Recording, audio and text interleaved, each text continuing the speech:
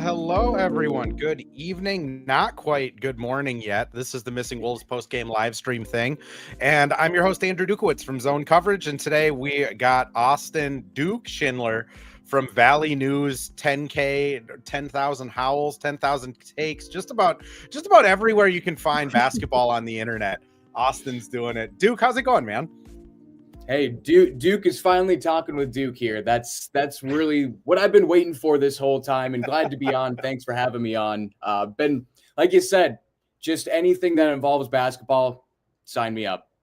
Well, hey, we actually have basketball to talk about, and we have a competent win by a competent team, which is just good grief. I mean, what can you say? Julius puts in 31 points. He was struggling a little bit. I think Ant, with his weird kind of foot thing that's been going on for the last month or two, comes back, plays well. Nas plays well. I mean, let's start with Julius. Just what did you see from Julius tonight that seemed different? Because he's kind of been struggling the last couple weeks. Definitely struggling, and not only struggling kind of just overall, but something I've really noticed here, Andrew, as well, is remember the times when he was shooting 50%, 40% from three to start the year? Just the other day, I saw him go down all the way down to 33%. And I'm like, you know how much you have to miss to lower it by that kind of volume? Apparently, he's been shooting 31% from three from these last 22 games. Did the math all by myself. Thank you, St. Cloud State. But just watching this guy play, and this is what we expect out of Julius when it all comes down. Every play he made, we've seen him do 1,000 times. It's just that these last few games, it just really hasn't fallen amid all the weird stuff that's been going on with the team and outside in the cities and what have you. But, man, I mean, when you have the Thunder tomorrow and you play an inferior team losing half the guys on the squad, it had me pretty scared right off the bat, and any Wolves fan out there definitely knows and had probably a little bit of that same feeling. Thankfully, they just took care of business. Like you said, Julius, 31 points. Like I mentioned, 0 of 3 from 3. But could you just imagine if a couple of those went down through this losing streak that we had previous to this, adding a little more juice and whatnot? And this is exactly what we wanted out of him today, even though a 3 did not fall. But 5 rebounds, 1 turnover, thank goodness. A steal, 5 rebounds, 4 assists. I mean, he was just being Big Ju. Yeah, and it's such a difference when he's playing aggressive and like looking to get his shot off, which like I don't know. It's just weird with Ant and Julius because they've played enough games together now where you'd think they have the like chemistry of when people are gonna, like, you don't want to say like take their turns, but like when they're gonna start just going off. And Julius, it just kind of seems like some of these most recent games, he's almost like not hesitant, but like taking longer on his decisions, which causes the turnovers, causes the brick threes. And tonight he just looked like he knew what he was going to do with the basketball, which I don't know if we've seen that from him for a while. Godfrey mentions when the difference in starting salaries is 100 million or more, the game should be postponed. I mean, for the Wolves' sake, honestly, it makes sense. Like if Coop was playing tonight, it's maybe a 30-point win just because Ant wants to prove a point. But let's talk about Ant too, because I felt like he was pretty good actually. Yeah, and this is the luxury of having an Anthony Edwards on your team, just giving you the automatic, 20 points? Didn't even feel like he was really scoring that much when it all is said and done, but I mean, it was all efficient. And then just look at the assists, 6 assists, 6 rebounds. Kind of felt like it was just in a work back type of game, just kind of trying to find a shot that he likes. Hopefully it goes down, but hey, besides that, I'm going to go play some defense. I'm going to go grab some boards and feed my teammates. And believe he threw one of those lobs to Johan as well. Yep, hit Johan a lob. Also, to your point, I mean, only 2 turnovers, which Ant does get turnover happy at times. 3 steals, one of which kind of when that game was looking like it was going to get a little closer, he just kind of picked it. And unfortunately, they bricked the fast break. We can talk Dante's woes if you want. But, it's nice to see Ant engaged in these type of games because I think the team has been really good at not not pointing the finger. You know what I mean? Like they Definitely. after games where they lose in the locker room, they'll be like, yeah, we just got to get the right energy. It starts from the top down. Like we gotta focus, we gotta try harder. And no one will say Ant's name, but it's pretty heavily implied that it's the 24-year-old that needs to lock in a little. I thought he locked in tonight. Like he honestly looked engaged the entire game. What'd you think? I thought he looked very much engaged. I thought he was helping out his teammates. You saw him after the Johan block as well, where he just got right in his face and just started shoving him. That's the kind of energy we love and need from Anthony Edwards, especially when the shot really isn't completely falling. Hey, guess what? He's going to be all on every side of the court, helping out his teammates, dishing to his teammates, and grabbing boards, starting fast breaks. It felt like this team was running a little more today, even with 23 Mike Conley minutes out there. It felt like this thing was a lot more fast paced, and the decision making, minus the early turnovers and just giving up so many offensive boards, decision making overall, I thought it was pretty crisp. Yeah. And again, that's something against bad teams that this team struggles with. It's usually they start getting really turnover happy. I talked to Mike, like, I think it was a week ago now at this point, of just like, do you sense it when things are not going right against these teams? And Mike's like, well, I do, but like everyone else is like, we're up 5. This is great. And I'm sitting over there like, oh no, like what's happening? So it seemed like they were, again, like a professional win, which that's kind of how the Golden State game on Monday was too. Just professional, go in, do what you're supposed to. Ren mentions looking at the playoff standings, we're back to 6th. Might be going back down to 7 tomorrow.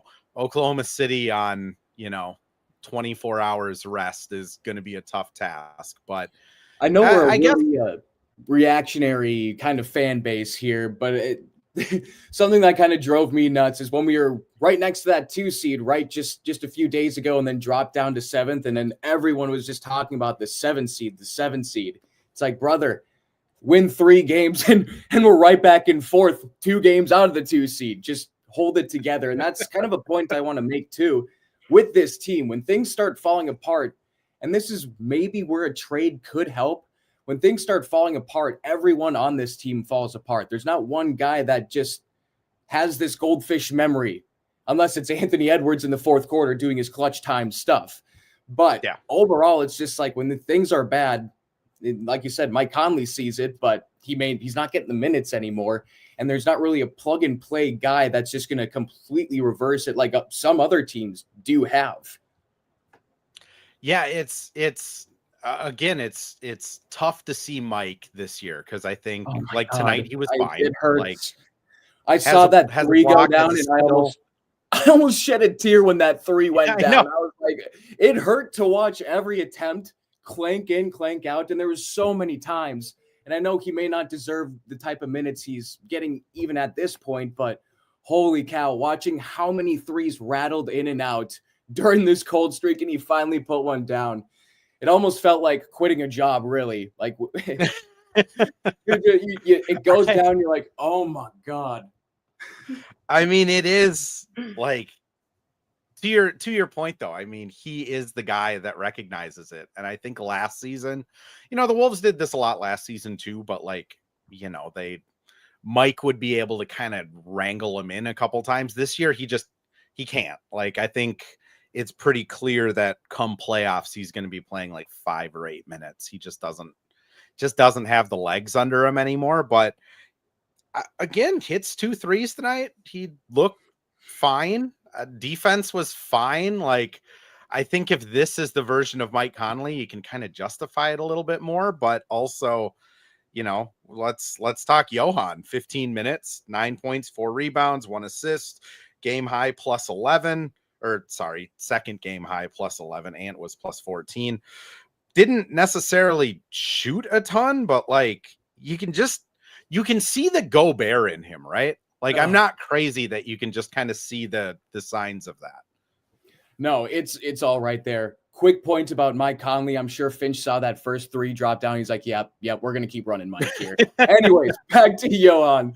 Yes, that's pretty much we were giving up I think John Krasinski said we were down 23-9 in rebounding after the first quarter, somewhere around that region. And then all of a sudden, Johan comes in and he grabs a couple boards. I mean, he didn't have too many on the day, really, with only, what was it? What we got? 4 rebounds, but they're all offensive. All offensive rebounds. Just, yeah. It's funny because when he started that game, when he played in Milwaukee and then he kind of got minutes in Houston, I went back and like watched a couple of Utah like games on 3x speed from like that 2013 season where Rudy started getting minutes. And it's just like if Rudy had an afro, like it's almost the same. They're both just lanky. They're both all limbs. They're like running full speed, just trying to block and grab everything. Like it's really just, it makes you wonder, like if Tim Connelly kind of was thinking that this offseason of just like, let Rudy play 2 more years here. And then we just have new Rudy. Pretty much. I mean, that's the archetype. It kind of felt like even heading into the post-draft pressers and whatnot, it kind of felt like that was the vision they really had for Johan.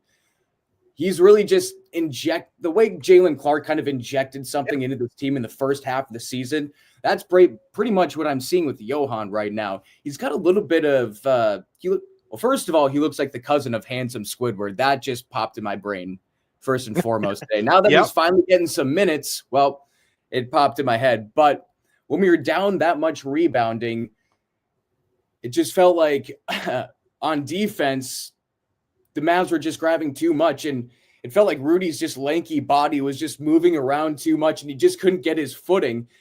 Mm-hmm. Johan just like feels like a little more compact Rudy where his limbs don't fly around quite as much, but he's still got that, Bambi deer run in him at times. But it's fun to watch. I mean, the way he's able to make space and then grab those lobs, throw them down. I mean, that's just Rudy too.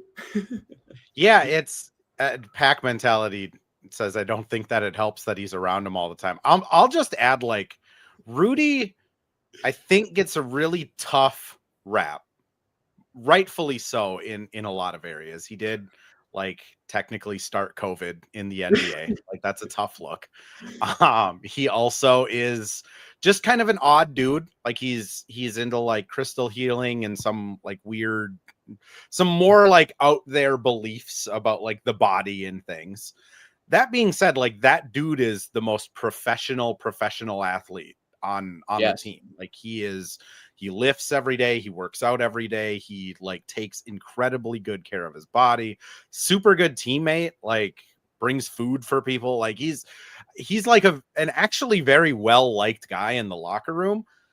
I think pairing Johan with him, like, yes, there's probably some things that like, Rudy doesn't shoot threes. Rudy's kind of been a one-dimensional player on offense his entire career. Like Johan just doesn't have that. Like he has pretty good touch at the free throw line. As Ren said, bro's already a better free throw shooter than Rudy. Like he also, everyone on the team has mentioned that his hands are already way better than Rudy's. I mean, Ant was saying he practiced with Johan all off season, like doing lobs because Johan catches them. Mike commented that Johan's hands are much better. Joe has talked about it. Like, I think, like, if you pair him with a super professional dude at his age, that's just going to bleed into his personality. And then you just get all this other like bonus stuff where, he doesn't quite know how to speak perfect English yet. Rudy does.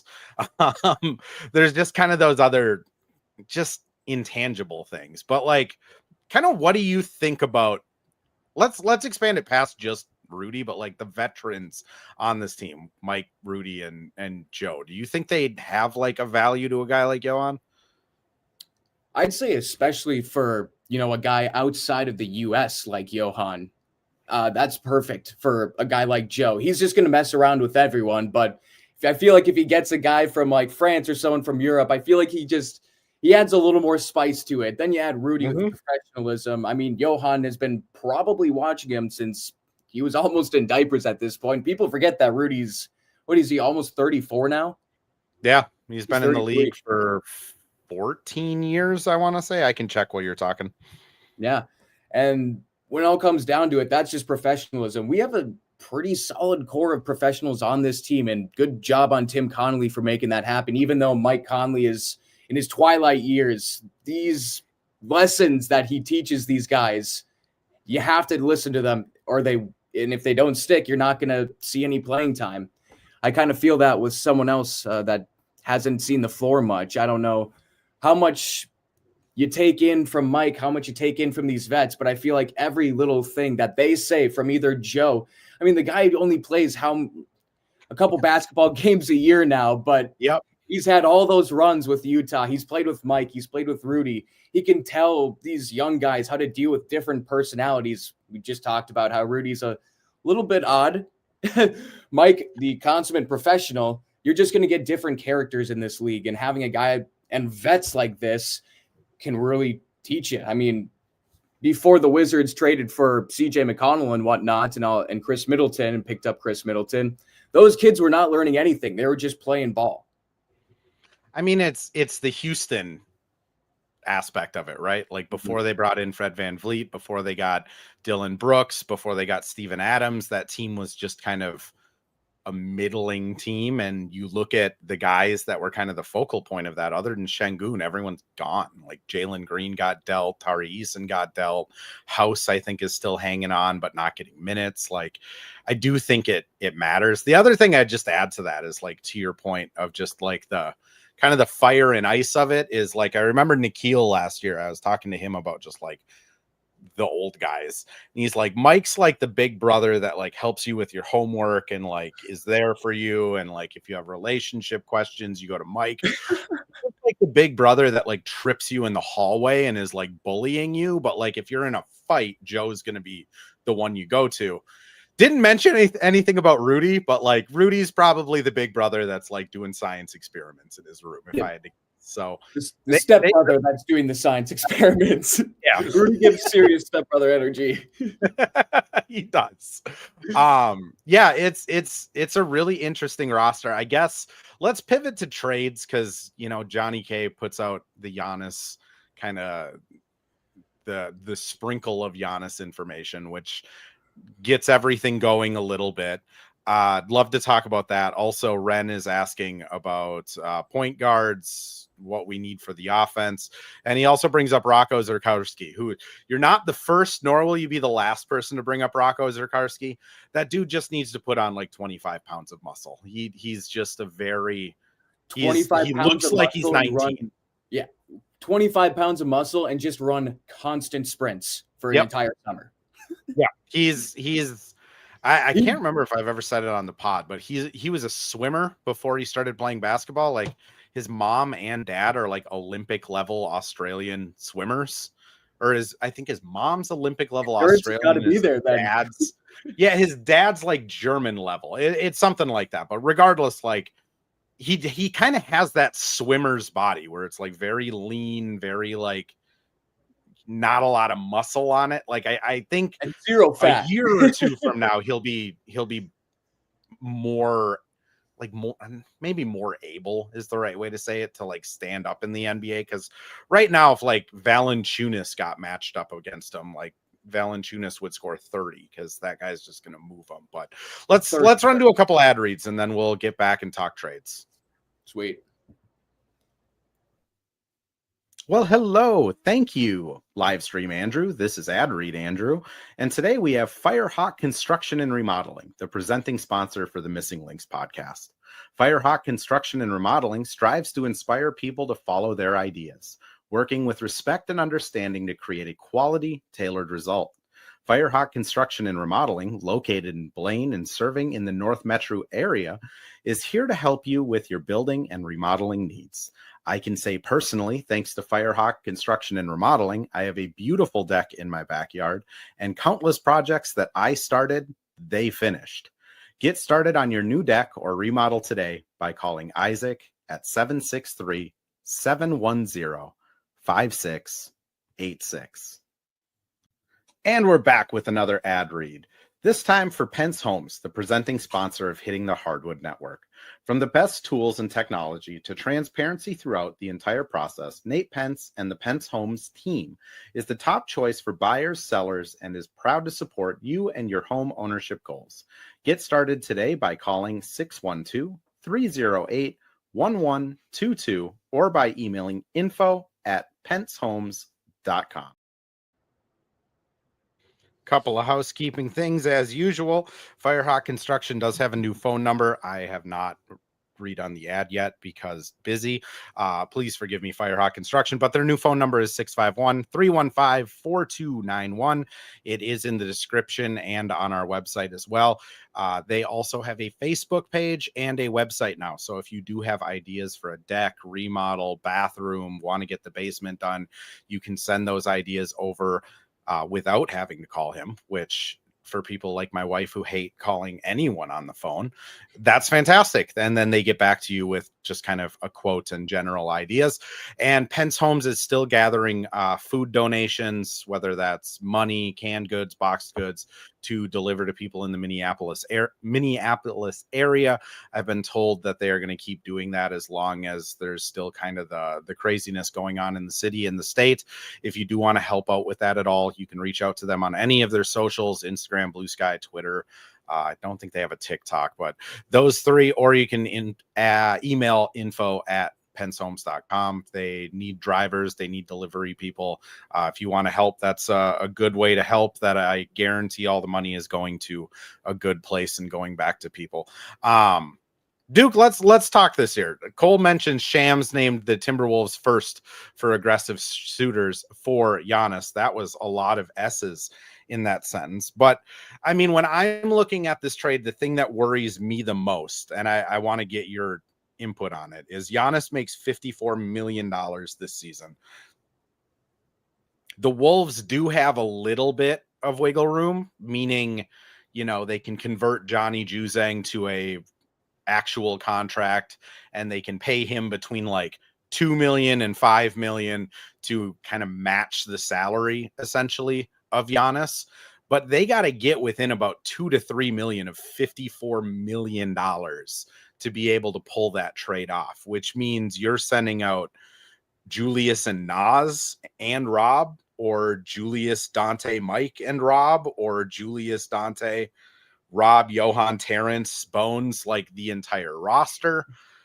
What's kind of your thought on the financial aspect of it? Because it's going to take, if Jaden's truly is truly like untradeable, they're not going to move him under any circumstances. It goes down to now they're trading 3 of their core guys to get him in here. I wouldn't say it's like, for me, it's really not too much about the money. It's about, what do you want to do? What is your intention if you go for Giannis? Are you going for a win now? All right, then, yeah, you kind of get rid of those Mike. In a perfect world, Dante, Mike, Terrence, Rob, get those guys off the team right now because Mike's on the way out. Rob, I think we've heard enough. Terrence, yep. You hate to see how hurt he is, but if you're not on the floor, you're on the market. For my standpoint, and I don't know where you would stand on this, but I was just thinking, like, if we're gonna pull this off, you should probably keep Rudy. But is there a world where you pair Julius and Rudy? Rudy, like we just mentioned, he's almost 34, but he's having a Defensive Player of the Year season. There's a lot of moving factors into this one that I'm really interested in seeing play out, especially if there's enough information or reporters that get out that what kind of trade offer we're getting out there. I'm sure it's going to start small, like that one with Dante, Mike, Terrence, Rob, and then it's just going to up the ante just a little bit. I don't know what it would actually take to get done. I feel like we can put together a better package than most teams. Do you really want ACL Jimmy Butler, Jonathan Kuminga, who's kind of hated his life for like the last 5 years, wanting to get out so bad? Maybe that puts a spark in him, but who knows? Like, if it's a bad start in Milwaukee, we've seen him crash out before, and then draft picks where you're sending Giannis to Golden State. It's just going to be a low draft pick. when it's all said and done. I don't know what the Knicks would be willing to give up. I mean, the Heat, they're going to pair up Hero and Ware. We can really put together a good package that I would say is near the top of what Milwaukee's going to want to be looking for. They just gave up a bunch of draft picks to Dame Lillard. They still got to pay him for the next few years. Do you really want draft picks, or are you just trying to keep this boat afloat until you get your draft picks back? That's what I'm really interested to see where Milwaukee is going to go with this. Dude, I've seen that they want draft picks, but when they're just in the late 20s, wouldn't you just want to bring back talent, get them off their contracts, and then tank? Yeah, I guess the last couple of weeks I've been saying, like, if they go after Giannis, it's probably an off-season thing, because 2033 first round pick opens up, 2032 pick swap opens up. They can trade their 2026 pick the second they draft them. And then you essentially have three. Like, if Milwaukee's looking at Minnesota and saying, Giannis is going to be 37 or whatever at that time, Ant might leave for Miami or Atlanta. Like, let's get those picks from Minnesota. It's essentially like the Clippers picks for the Thunder, or everyone that's been clamoring for the Lakers picks. Like, that I feel like is a pretty like okay offer. I mean, then you're given 3 picks. It's still probably Randall, Dante, Rob, TJ, Jalen, and like then you're just getting Giannis back. To the, like, I looked up on the Bucks salary cap. So if you were to trade Rudy and Randall, that gets you to about 68 million. Weirdly enough, Bobby Portis and Giannis get the Bucks to 68 million. So if it's a Randall, Rudy, Rob, 19 second round picks, and then they flip Randall to a third team and they flip Rudy to a third team to get picks that way. Like, I could see that being kind of intriguing for them, at least.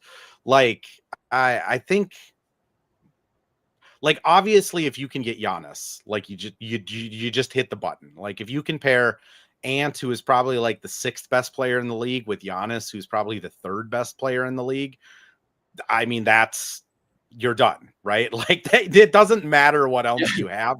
If you can keep Jaden, like, that's great. If Rudy stays, that's great. If Nas stays, that's great. Like, you just do that trade.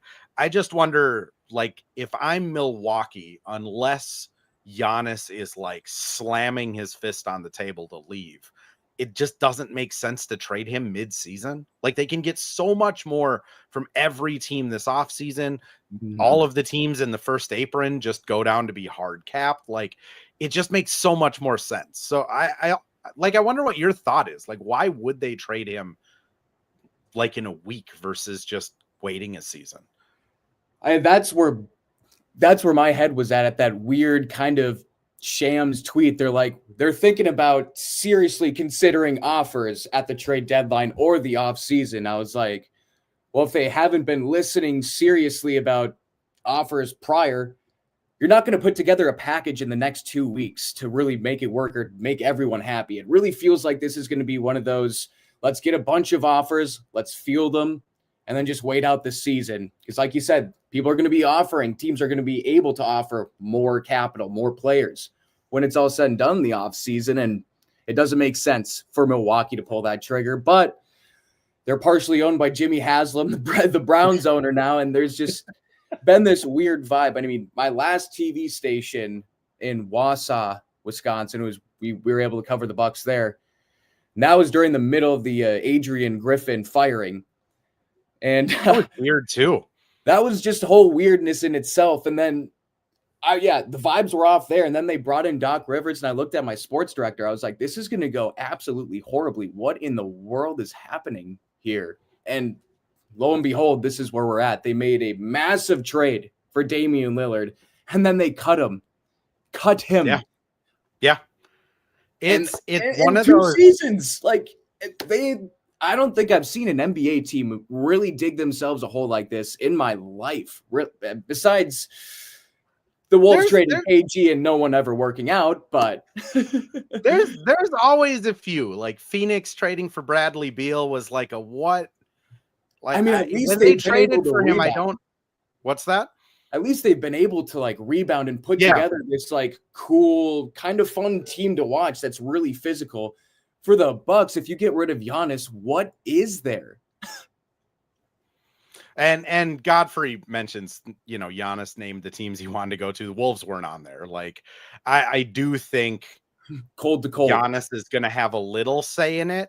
I also, there's organizations that I feel like want to do right by their players, and there's organizations that I think are run very weirdly, and I think the Bucks are one of those ones that's run very weirdly. Like, honestly, if Charlotte calls up and was like LaMelo Ball, Bridges, 3 first-round picks, I think Giannis is going to Charlotte, and then is he just pissed there? Which that's the weird. That's like the weird side of it. A mini sports fan brings up, Randall, Nas, Dilly, TJ, Jalen, Lenny, pick the 2032 pick swap, a whole bunch of seconds, and then you'd get filler back. Like that's probably their best offer. I think, again, if I'm the Wolves, is that too much? Like, you're getting Giannis back, so it's hard to say like it's too much. And Giannis is, I think, I've been seeing some comparisons of like, well, if the Wolves go get Giannis, that's just like the Bucks getting Dame. And it's like, kind of like they're both older players, but Giannis is like a athletic freak that has kept his body in shape forever. 2-time MVP, finals champion. Lillard's like an undersized point guard that has ankle injuries. It's just a little kind of potato.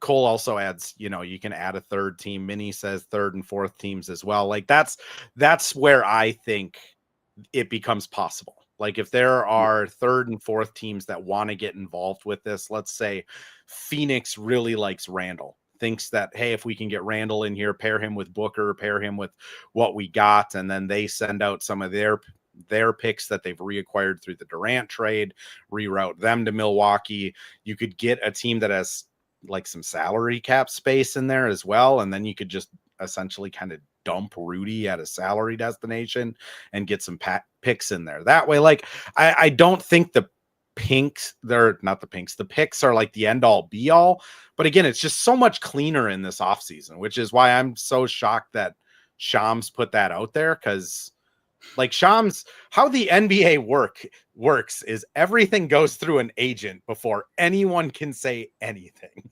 Did so like somebody's agent do something to Shams? Like he seems to, I've never seen a reporter be like, I don't want to say obsessed with this scoop / story, but like he doesn't waste any time hammering the Giannis rumors. No. And that's the thing. Like it's one of those things where it's like, there's been a lot of rumors, like when the Colby White rumor happened, right? And and John kind of like pushed back on it and was like, yeah, we're not hearing anything. Like everything gets leaked for a reason. So when I'm looking at this, it's like, all right, well, Giannis probably wants to get out of there now as opposed to the summer so he can have a chance to win. And when he's listing his teams that he like wants to go to, it's the teams that might have a chance to win, right? Golden State, Miami, like him and Bam, I think would play pretty well together. It's just just such a weird situation. I mean, Minnie adds the core 6 to 8 guys would be Giannis, Ant, Jaden, Devo, Rudy, Bearing J, Mike, and Joe. It would be Mike and Joe. I don't think that you'd be trusting a lot of young guys because that would be an insane lineup, though. Like a starting 5 of Devo, Ant, Jaden, Giannis, and Rudy. That elevates the ceiling of this team immediately. I think Giannis would bring that kind of attitude too. That's, maybe he mentioned this too while in Milwaukee. His voice may be going a little stale right now. I feel like that voice could fit pretty well in Minnesota, next to Rudy especially. If everyone's fine with Rudy, I feel like you're going to welcome in Giannis, and he's just going to be the guy that wants to win. Maybe that type of attitude can rub off on Ant. And Ant does have that attitude, but to make it for an 82-game stretch, plus playoffs, plus moving into the finals, it could be right there, but there's too many moving parts that really, for me, I can see can't see, I should say, happening for the Wolves specifically. Tim Connolly, though, of course he's going to, like, before everyone gets too excited, Tim Connolly's going to kick the tires on it. Yep. It's just going to happen. It's going to happen with Kobe White. It's going to happen with Giannis. We're going to hear these rumors, but let's just expect that he's just kicking the tires. That's kind of where my head is at. Yeah, that's where I'm at too. Like, if it was the off season and Giannis demanded, like, if we're sitting here on September 1st and Giannis still like demands a trade, I would be trumpeting this as like a real possibility, because there's just so much opportunity to like move those picks, move young players, and get him right now. Like, I don't. Are the vibes almost too weird here too? Like, yeah, like I just don't think he's going to get traded. Cole adds Giannis and Rudy. Giannis and Rudy would clog the paint. They certainly would, but you'd also have 2 7-footers that love to offensive rebound. So like, I don't know. Like, I think 4 to 5 defenders in the lane. Ant's going to get the yes. So Giannis and Rudy may clog the paint, but just imagine the spacing for Ant. Come on, like, oh my God, the guy works so hard for some of his buckets. Like, if you put Giannis on a team, you're dragging at least 3 defenders with just him. Yeah, it's again, like, especially if they were able to pull that off and keep Devo, like Dante would just, you would not be able to cover him at the logo anymore. It would just be a Dante 3-point contest every night. Like, it would fit really well, even with the weird Rudy thing. Cole, but do y'all not remember when he tried to get Kevin Durant last season around this time and went after him again in the summertime? I'm gonna just clear the air on this. I think that was blown out of proportions a lot. Like, I think everything that I kind of heard and everything that like I picked up on being in the building, it was never like this, we're going to go all in. It was like, hey, do you want Rudy and Dante and no picks? Like, I don't even think TJ was on the table for that trade, which, like, I think it was honestly Tim just like, do you want kind of nothing for Kevin Durant? And if you do, call me back. And if not, and I think Tim does that with everyone. Like, I think Tim and Matt Lloyd are calling people constantly and just giving them terrible trade ideas. And then just, that's how they got Randle and Dante. This is, great point. And that's probably, at the very least, this trade deadline, that's probably what he's exactly going to do with Giannis. Hey, here's Mike, Dante, Rob, and TSJ, a couple first rounders. You take it? Which then it comes. I will say, like, it will get leaked there are going to be so many people that are mocking trades and leaking things over the next week. I would just say, like, Tim does not leak stuff. Like, there's nothing that comes out of that organization. So when you see these leaks, kind of look at them from the eye of like, who's this benefiting? Like, whose agent would be leaking this? What team would be leaking this? Because it's not going to be Tim Connolly. Like, that dude just doesn't do that. Benny pops in, says Timmy C loves to kick the tires. Yes, he loves to kick the tires. That's all he does. Hey, you'd rather have that than not checking in on anything ever. Well, like, Matt Lloyd has said it a couple times before, like, he works 50 hours a week and there's not a lot to do. So like, a lot of what he's doing is just calling teams and being like, hey, just being an asshole. Yeah. Just honestly, like, hey, so Tyus Jones, would you take him for like Lenny? No. All right. Well, talk to you next week. Yeah. Duke, let me ask you though, like, what did you think is the, like, what should they target at this deadline? We'll close on this one. God, I really don't know. Nathan went to college with that guy. Great guy. Hope you're doing well, Nathan. God, I don't know really would a ball handler really do much for this team, considering how much Ant needs the ball in his hands? Would you rather just have a shooter be that second guy, just add another Dante? Is Kobe White really the answer for this? Yeah, sure. Volume score looks good. Great hair. kind of a sieve on defense. Like that's just always going to be something that's going to struggle with the bench unit. I just don't know where you go with this team that can like really make them too much better unless you get a really high character guy. If you ask me, I'd want Drew Holiday on this team. I don't know what it would take. I mean, just adding that guy, and yes, it would just pretty much be like getting Mike back from the Jazz, but like that could just be the bridge to our next Rob, who could actually turn out, and you're getting a really good player on top of that who's hitting threes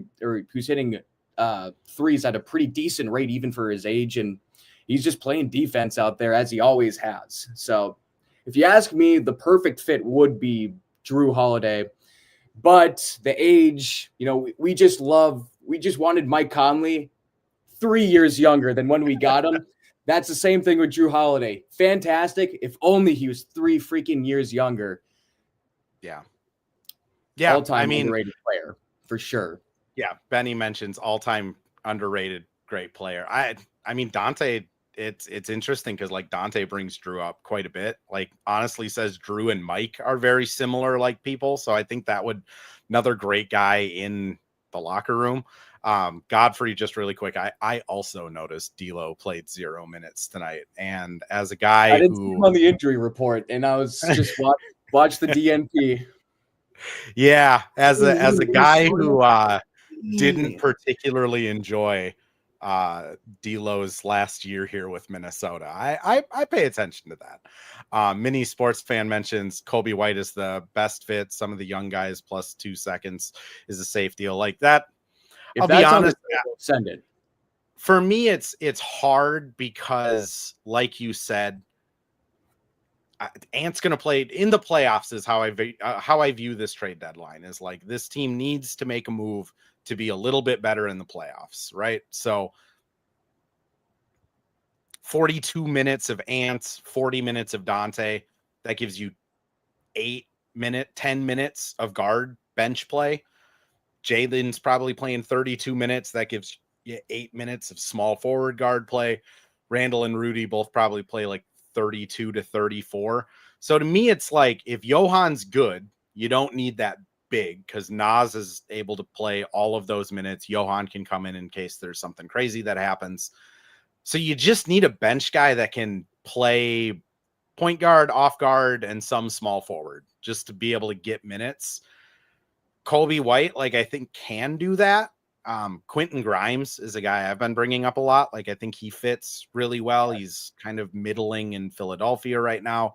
The other guy is Keon Ellis from the Kings. Like part of that is Keon Ellis always plays good against the Wolves. So maybe I'm just biased because admittedly I'm not grinding a lot of Kings tape nowadays. Next. As Cole brings up Keon Ellis at the exact same time. Yes. Jordan Clarkson. Like, I think that would work too. Comfortable with Rudy, like knows how to play with them. True. Those would be kind of the targets I'm looking for of like, what can you bring in that can play multiple positions, is fine on defense, and then can just give you a little bit of juice, which Cole mentions Conley's minutes. That you're exactly right. Like that's what you're trying to replace. Like Bones probably isn't getting a ton of minutes in the playoffs. I don't think Clark is getting a ton of minutes. So right now it's your 6 guys. And then you have Mike Conley as probably the 7th in order of like trust. And Mike he's not at that point anymore. Like I do not want him traded, want him on this team, but he can't give you 18 minutes in a playoff series right now. No. Benny mentions Keon Ellis. Fascinating. Seems like an awesome fit anywhere. Could potentially have him as cheap.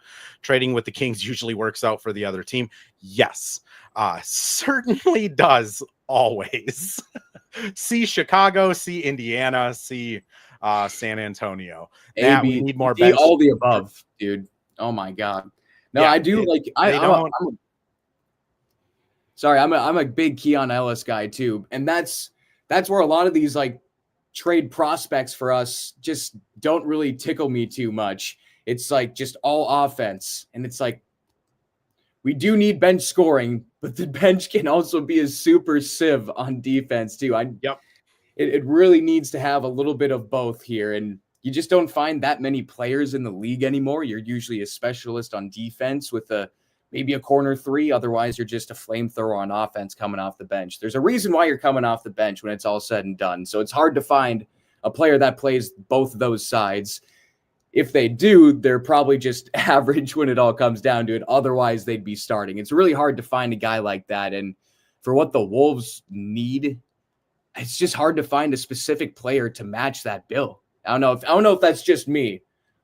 No, you're spot on. Like, they need someone that can handle the ball. Honestly, what they need is TJ Shannon to just be good, which unfortunately, between the foot injuries, between the struggles, not really having much of a left hand, having film on tape, like it does suck when you go from being a surprise role player to you're on a team scouting report now and bench players know how to handle you. Yeah.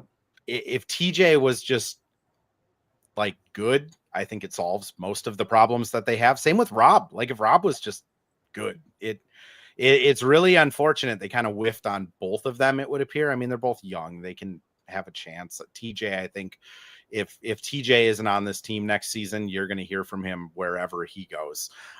Let's do, I got one more question that I've been kind of waiting on here that I believe it was Cole or Ren brought up. Cole brought it up.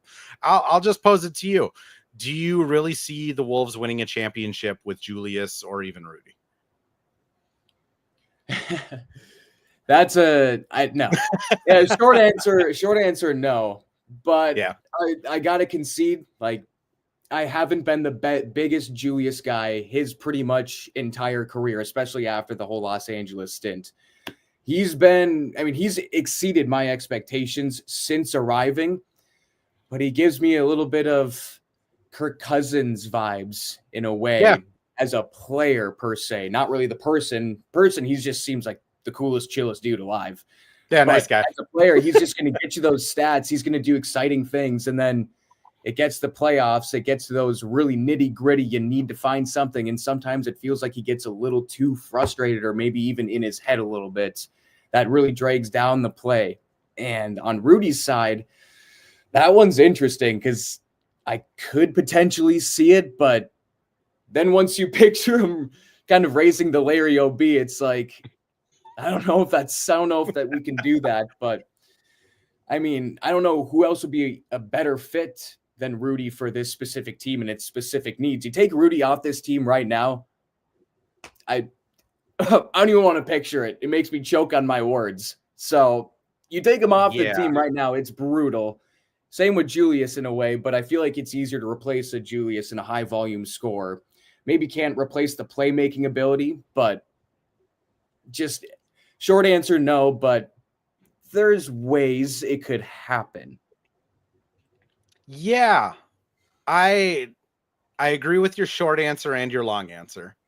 Short answer is no. Like, Oklahoma City is on paper significantly better than this team. If Tatum comes back for the playoffs, I think Boston on paper is significantly better than this team. Honestly, like, I think the Wolves have a shot against the Spurs, the Rockets, and the Nuggets. Like, I wouldn't say it's just, it's over if they're playing them. But like right now, if they go into the playoffs as the 6th seed, they're playing the Nuggets in the first round. Then they get to go and play the Spurs, and then they get to go and play the Thunder. And like, can you beat all three of them when your second best guy is Rudy or Randle on any given night? Like, it's no. The answer is no. Now, what they've done is put themselves in position to where if something happens, I mean, Tyrese Halliburton gets hit in the championship last year. Does that help Oklahoma City win it a little easier? If Shea goes down with an ankle injury in the first round, now all of a sudden Oklahoma City isn't there. You're right now, you're playing the odds of like, we have a good enough team to put, like, we're going to be at the final table in the World Series of Poker, right? We're not going to have a ton of chips, but we're going to be there. Like, few things break right, we're there. Now, my kind of take on it is I think this offseason they're going to do something. Like, just the way the salaries are lined up, the way the picks open up, the way the young players haven't panned out, they're gonna do something.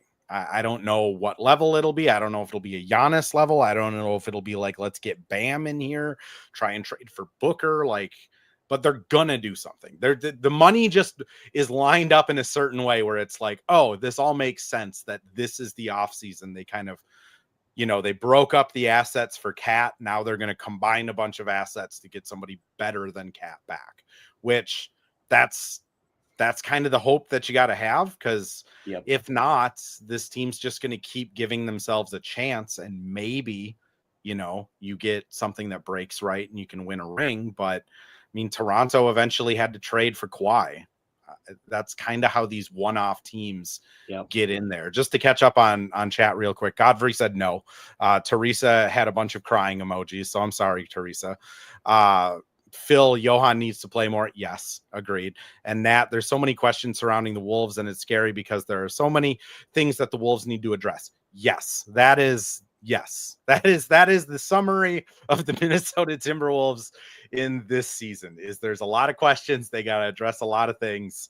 And what do you even address first on top of that? Yeah. I mean, I think this offseason will be the offseason things get clear, though, because my gut feeling is they're going to go full Harden mode, and they're just going to say, Ant, you are the heliocentric center of an offense. Here is a crap ton of shooting and defense around you. Go have fun. Yep. Don't know what that'll look like, but could be fun. Could be. And if you bring now back to that one, the question, winning a championship with Julius or Rudy. Well, if you trade for Giannis and Rudy's on that team, then yes, I could see that. Yes. But and watching this team, the biggest problem is like effort. That's never really a problem in the playoffs unless they're down 3-0 in the series. They can beat anyone at any time. Can they do it for a full 7-game series? We're going to have to wait and see kind of again. Am I pretty confident they'll make it back to the Western Conference Finals? Yeah. I mean, I'm kind of there with you. I don't know if they can win 4 straight playoff series, especially with the path they're setting themselves up for. Like, this is the reason you try and be the 2 seed, so you can at least play like the Clippers or something.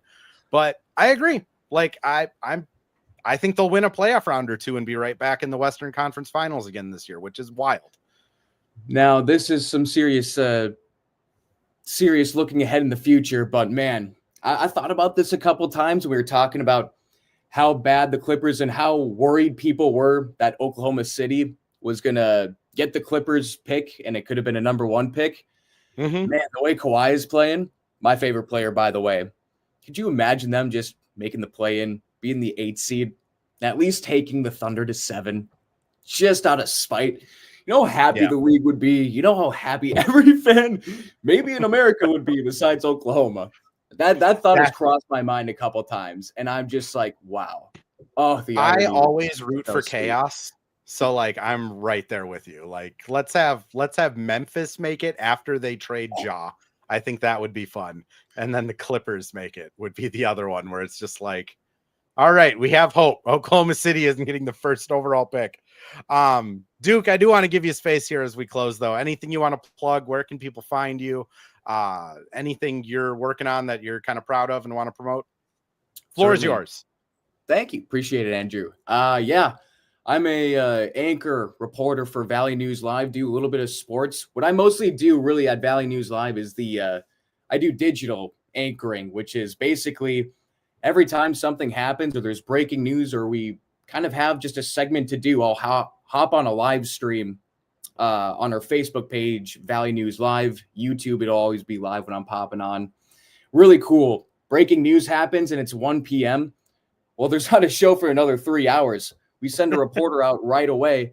I hop on the desk, smash that live button, and then we're just talking right away. So always tune in and see kind of what we're doing on the desk, but something in a passion project I've been working on. We're in Fargo right now, the Fargo-Moorhead area.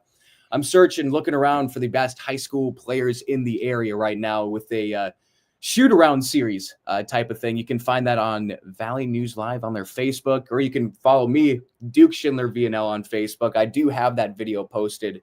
Talked to Carter Evanson for my first official pilot episode, and he's a UND commit here, Fighting Hawks, or UND fans. I'll let you call yourselves what you want to call yourselves, but he's been awesome. It was a great time. I love shooting around, and even though I never played varsity once, JV B teamer for life, even as a junior, I still can get some buckets or at least shoot around in a nice game of horse. So that's kind of what I'm up to right now, just trying to find the best basketball players in the Fargo-Moorhead area. Just have a little chat, shoot some buckets, and hang out. Hey, I love it. I feel your pain. I hit 5'7" in 7th grade, never grew another inch. So my hoop dreams died really early when I was just like, why is everyone else getting taller? Duke, thanks for coming on, man. I appreciate it. Dude, I appreciate you. Thank you for having me on. Anytime. Absolutely. We'll be back tomorrow. Yep, it's not quite midnight yet. We'll be back tomorrow after the Thunder game. Phil Mackey from Score North is joining me to break down the Thunder and probably have some reckless speculation. I don't think we're going to do a pie chart or anything like that. I secretly die inside a little bit when pie charts are brought up. But Duke, again, I appreciate you. Everyone go follow him on the socials. Check out Valley News Live, and we will catch you tomorrow.